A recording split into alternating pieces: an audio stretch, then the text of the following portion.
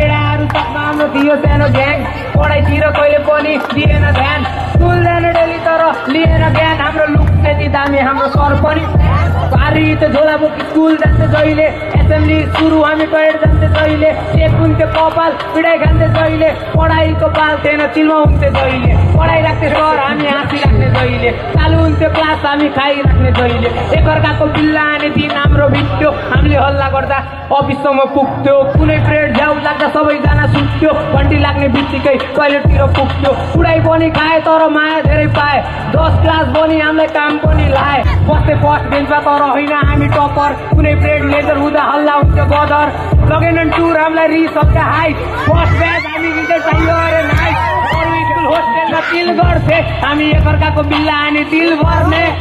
सामाजिक आउँदा फेरि नृत्य आउँथे डर लाग्थ्यो फर्मुला याद गर्थे नेपाली पिरियड सबैभन्दा बेस्ट लाग्थ्यो इङ्ग्लिसको होमवर्क सबैले नै सारी राख्थे साइन्सको के कुरा गर्ने जहिले हल्ला भइराख्थे साथीहरू साथमा स्कुल लाइफ चलिरहेको केटाहरू साथमा हाम्रो थियो सानो